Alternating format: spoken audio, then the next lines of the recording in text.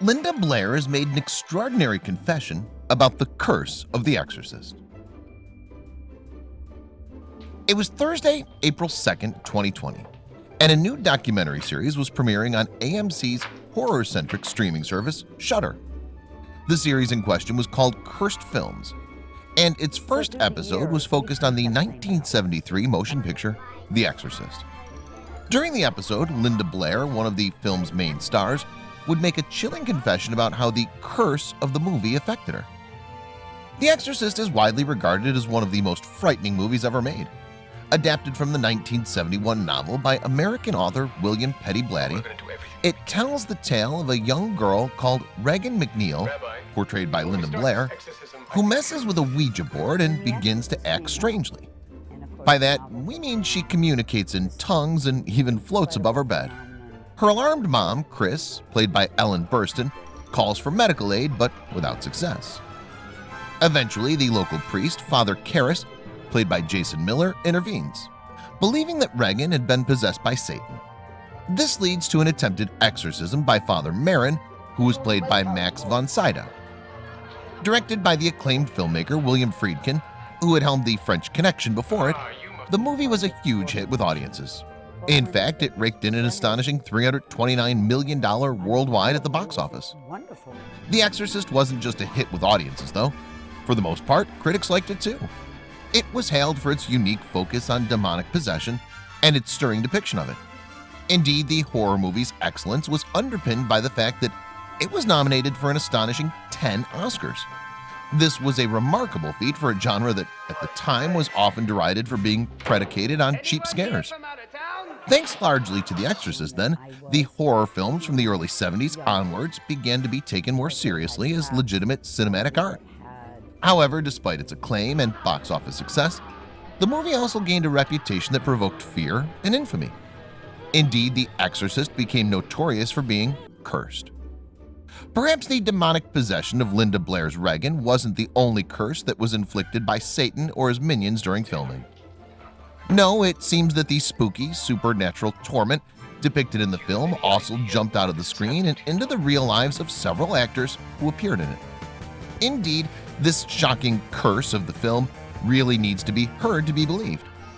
Apparently, the curse of The Exorcist even extended to numerous people who had merely watched it.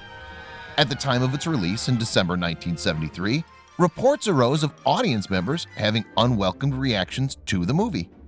These ranged from projectile vomiting, passing out, and even cardiac arrest. The accuracy of all the reports is debatable, but there's little doubt that the film was unsettling for many. So, what was the startling revelation that Linda Blair made in the recent Cursed Film series? Well, we'll get to the full details on that a bit later. Firstly, we should consider more fully the origin of the movie, the rise of its child star, and its infamously troubled filming process. Let's begin with Blair, then, who was cast in the central role of Regan. Linda Denise Blair was born in the Midwest city of St. Louis, Missouri, on January 22, 1959. She was the third born of James Frederick and his wife, Eleanor Blair.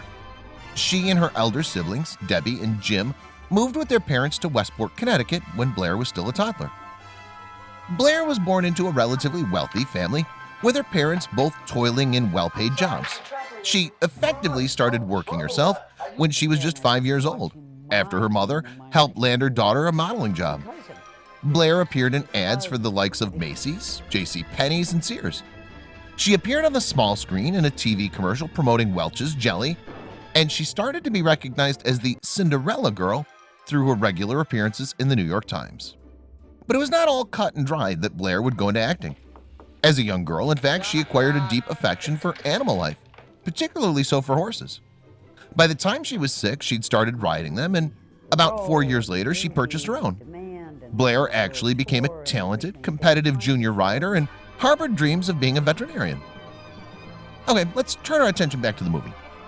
The Exorcist was, as we've mentioned, based on the William Peter Blatty novel that came out just a couple years prior. Blatty, who also wrote the film's screenplay and produced the movie, had been inspired to write his book after reading about the real-life case of a teenage boy from Maryland, commonly referred to as Roland Doe. Doe, whose recently deceased aunt had once taught him to work a Ouija board, began acting out strangely and violently. His parents reportedly noticed unexplainable phenomena in their home too. Items in their house, for instance, would supposedly move around on their own. Eventually, a Jesuit priest was brought in to perform exorcisms on the boy. This episode is believed to have been the final authorized Catholic exorcism in the US.